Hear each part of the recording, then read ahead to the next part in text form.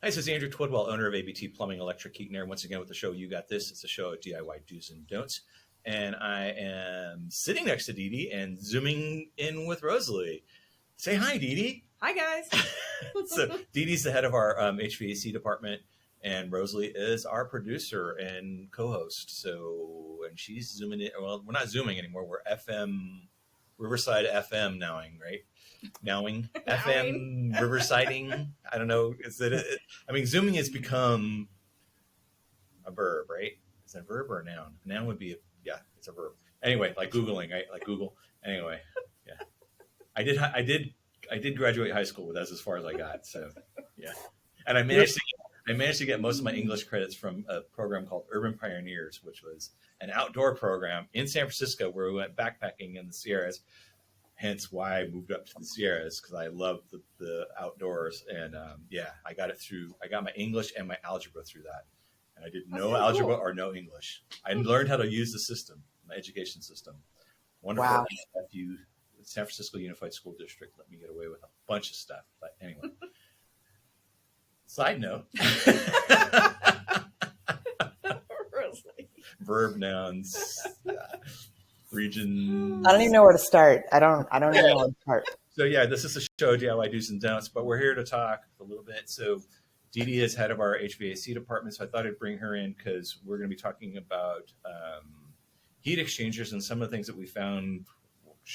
We found one 2 days ago that was pretty scary, and we'll just kind of dive into that a little bit. So I'll tell you a little, kind of go back a little bit. People are probably going, what the heck is a heat exchanger? Well, a heat exchanger is the thing inside of a gas furnace that contains the byproducts combustion.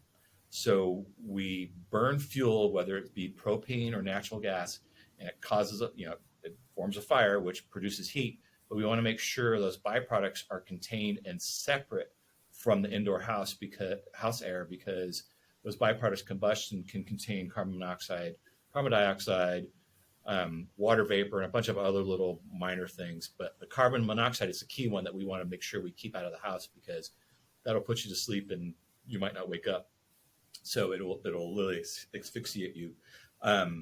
So that's one of the things that we do when we go in and do our safety inspections on furnaces, our yearly safety inspection on furnaces. And I want to stress that you want to have your furnace and AC checked yearly, because things like this do occur, and sometimes they can happen pretty rapidly without you even knowing it. And what happens is that container of the byproduct combustion and the fire, old school, like when I first started, I was working on going back 30, 40 years, I was working on furnaces that literally just had a box inside. There were gravity furnaces in San Francisco, and it literally just had a square box with a chimney that came out of the top of it that went straight up. They were like, maybe 30% efficient. So for every $1 of fuel that you put into it, you maybe got about 30 cents of heat coming out, and the 70 cents would go up the chimney. Now we're running minimum of 80%, and most of our installs are more like 95+%. So for every $1 you put into the fuel, you're getting about 95 cents to 98 cents of heat coming out of that unit. They're a lot more sophisticated now. They, unfortunately, one of the problems that we see when things become more sophisticated, things tend to break a little quicker. But because of the efficiencies, it makes sense because fuel's so expensive. I don't know if anybody's looked at their PG&E bill lately, or their propane bill lately. It's pretty outrageous. I know I have, and I don't like looking at it. We've got a few properties, and oh my gosh, some of them are $500-$600, right?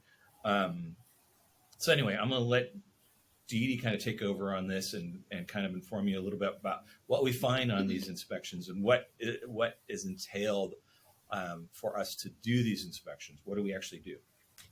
So let me just start out with. Oh, wait. Rosalie wants to say something. Sorry.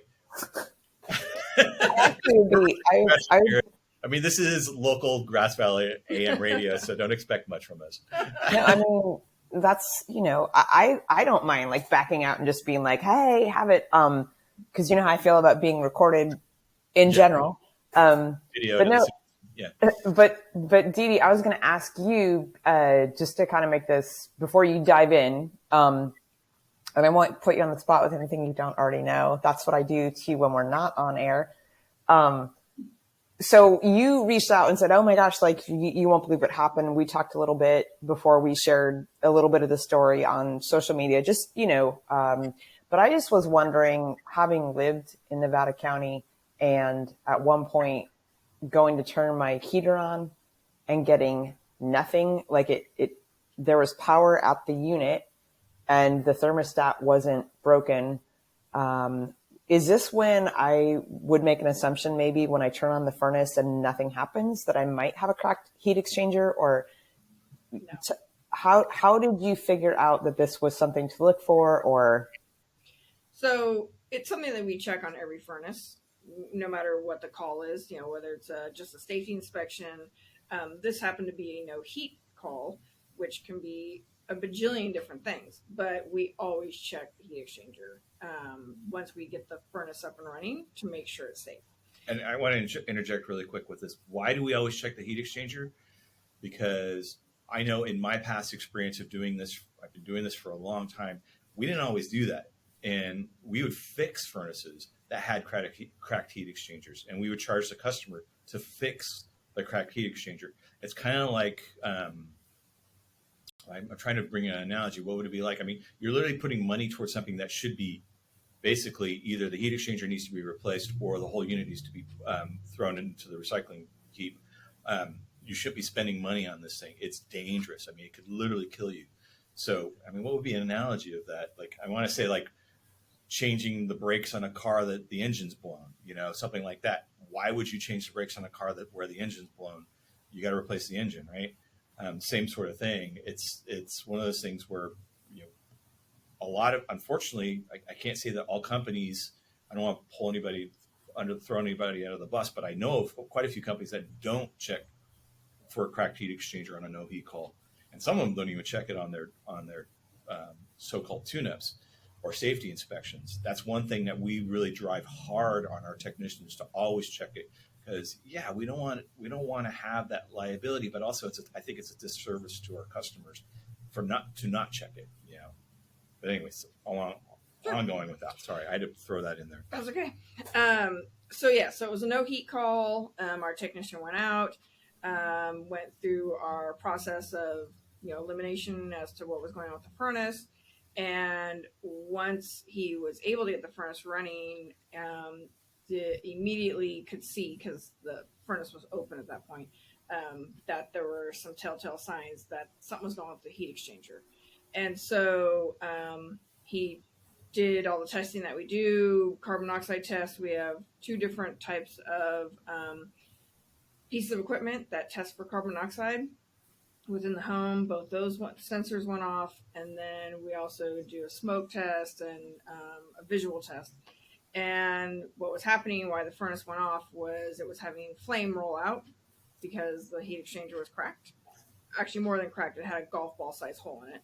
It was huge. It was huge. And so he immediately shut it down and called me and said, "This is what we have going on."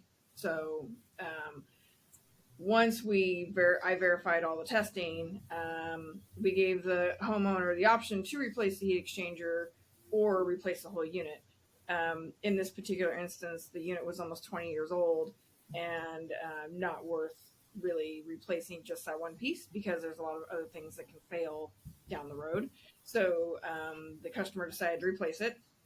And once we got the old unit out and we could actually see down into the heat exchanger from the top, you could see the golf ball size hole, and then there were 2 other holes that had started and a crack along one of the weld seams of the heat exchanger.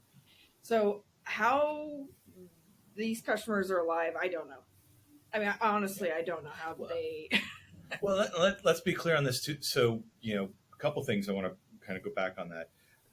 Not all, when you burn fuel, not all burning fuel is going to produce carbon monoxide.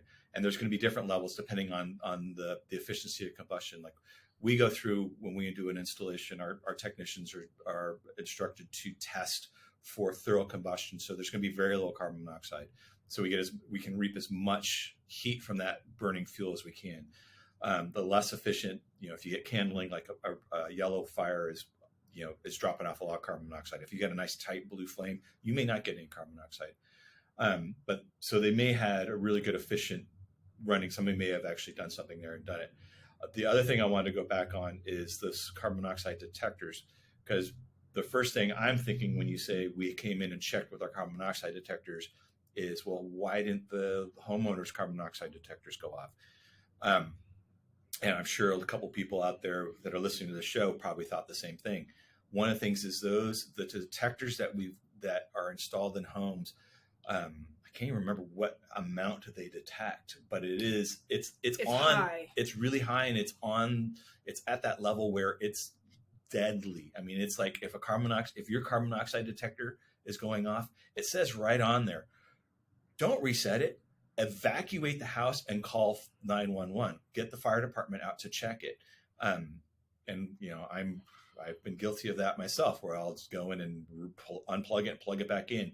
Don't unplug it, plug it back in. It's probably doing it. Just be safe. I know I'm old school, right? We were just talking about boomers. I'm almost a boomer, but I just missed it. You should really evacuate the house and have the fire department come in and determine that it's safe. But the detectors that we have, it's not a $49 detector. I mean, the detectors that we have, the ones that our guys wear on their persons to make sure that they're not in a dangerous situation, it detects a much lower level of carbon monoxide. And those are relatively inexpensive, but they're like $250, and they only last us about a year. We got to replace them about every year. And then our higher tech ones, the ones that we use for testing equipment, they're more like the $500 to $1,000 range. So they're much more sensitive to the amount of carbon monoxide that's detected in the air. The ppm level on that, we can detect 0.001. I mean, it's really down to a point where it's a thousandth of a percentage or a thousandth of a part per million, compared to a normal one where they're detecting parts per million, not percentage of parts per million. So it's a much different piece of equipment. I just wanted to get that straight. Yeah, and when we test equipment, we want the equipment to read 0.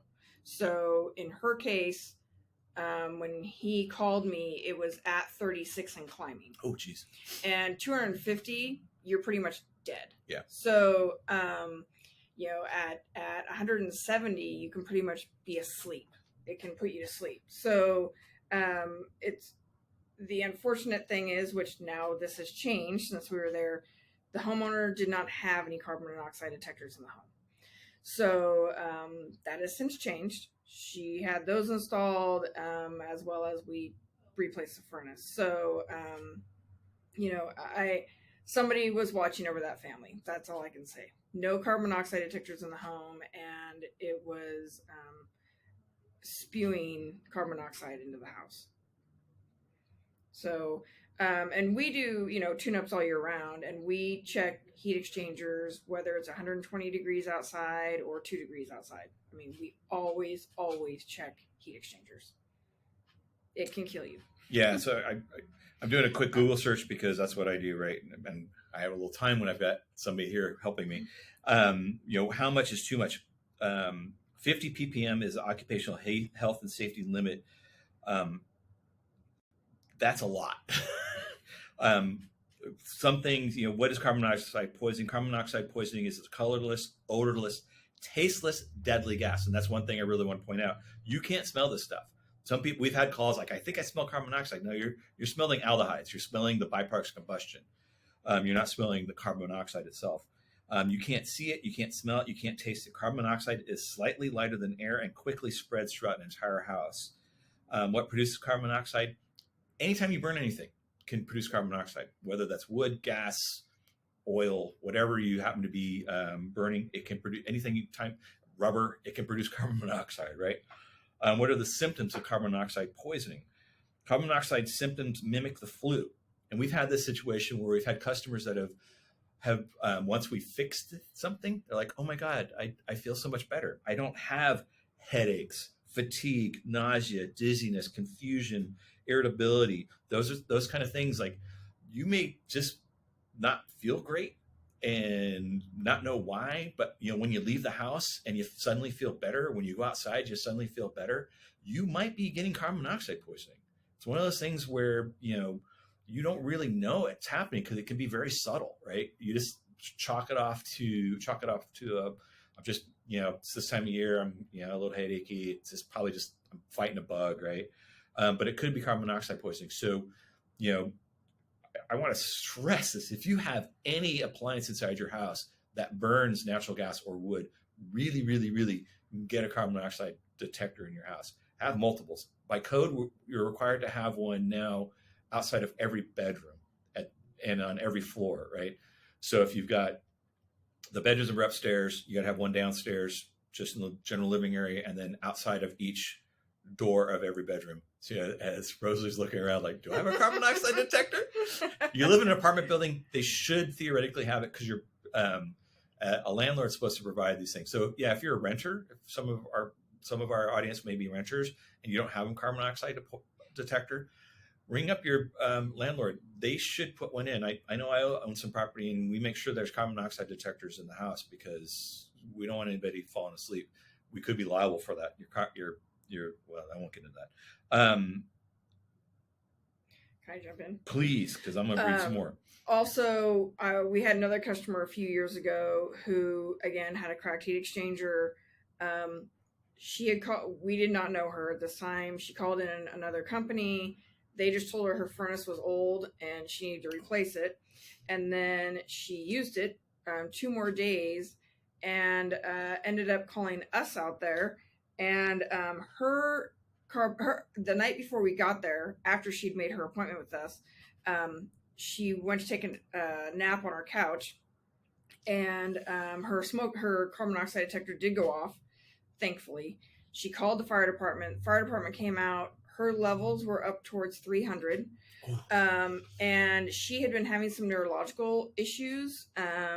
And once she went to her doctor the next day to get checked out because she'd been exposed, he felt that some of the neurological issues she was having was because she was slowly poisoning herself every day for who knows how long that heat exchanger had been cracked.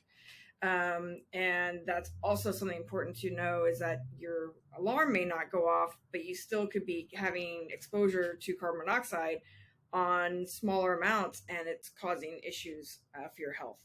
So even though you don't want any carbon monoxide, if you had a small crack, your furnace may run without tripping any sensors or safety switches, and you're just poisoning yourself slowly. Yeah. One thing, people say, well, how do cracks happen?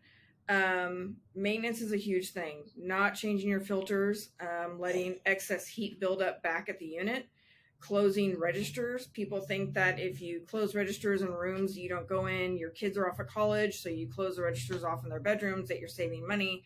You're using the same amount of fuel. You're spending the same amount of money to run your system, whether or not all the registers are open or not. And all you're doing is causing back pressure to your unit and damage.